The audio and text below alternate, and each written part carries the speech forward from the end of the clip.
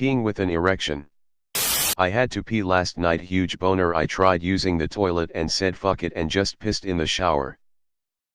Waking up with morning wood and having to conceal from the people around you until it goes away. Ah, puberty, what a time that was. Puberty.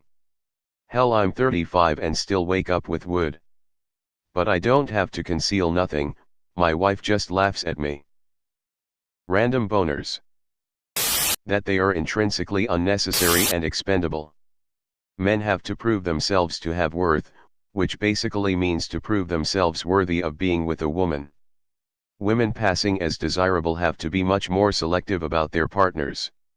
In most relationships this will tend to shift power to her side of the equation, since he's got more to lose should the relationship go awry.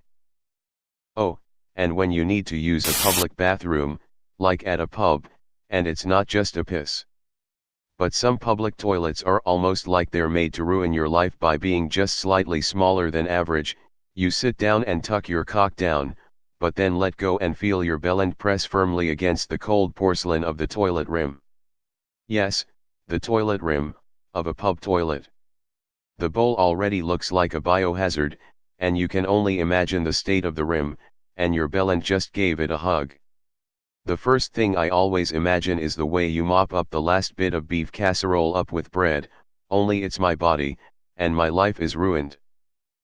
Newton's seventh law, no matter how many times you shake it, something will always drip out.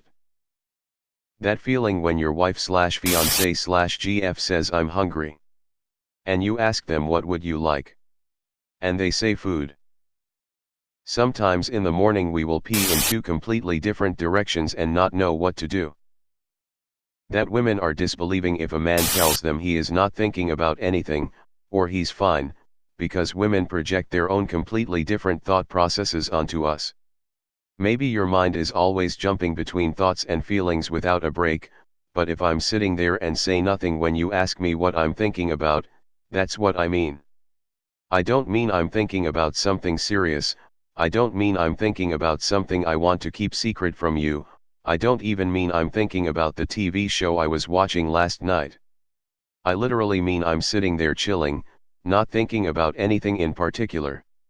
Likewise, I get when you say fine as a monosyllabic answer to how are you, you mean not fine and expect me to dutifully tease out of you whatever you're upset about. But I'm a guy, if you ask me and I say fine, it's because I'm fine and don't have anything further to report on how I'm feeling. I replied in one word because I consider that to be a sufficiently complete answer to your question. Blue balls. I only experienced it for the first time a couple of months ago and I didn't like it one bit. The politics of which urinal to choose. That sometimes we are seriously thinking about nothing. It is completely possible for us to just sit there not saying anything, not communicating in any manner, without there being something wrong. Also, when trying to figure out what to eat or where to go out, when we say literally anywhere works we don't care, we seriously don't fucking care. Pick a spot you want and let's go, I'm down, let's do this thing.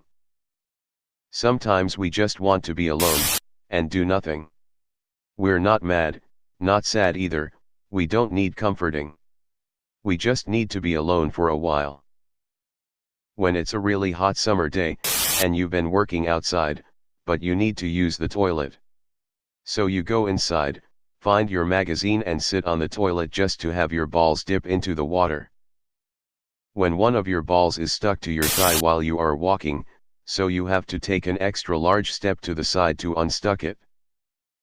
On a hot day when you sit down and almost turn yourself into a girl. LOL, what? Have you never sat on your balls? It's so rare that you forgot it's a thing and then all of a sudden. Bam. You remember. It's hard to fake an orgasm. Just pull out suddenly, moan loudly, and spit on her back.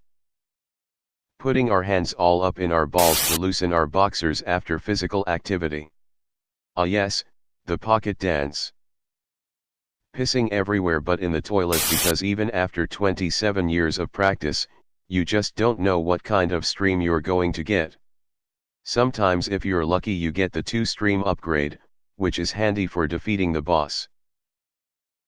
Men are socially conditioned to be the problem solvers by default.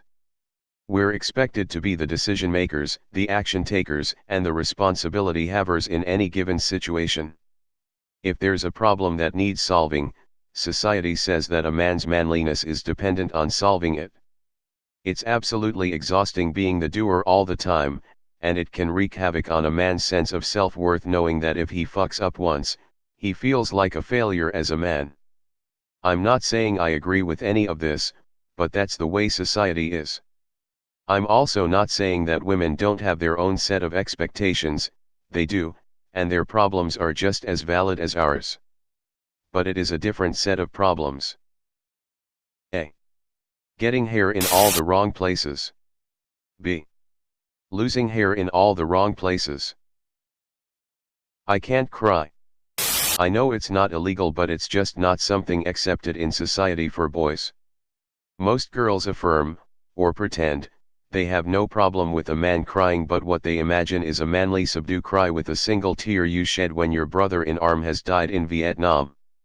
I don't think they would be okay with a big ugly 30-minute wail with lots of tears and snot because the ending of that Pixar movie was just too powerful. You say that you would be okay, but if you search your heart you just know that you would think less of a crybaby if he was a man. Girls are allowed to cry because they are expected to be protected by men. That's just how life is. After P. That sidestep on a hot day.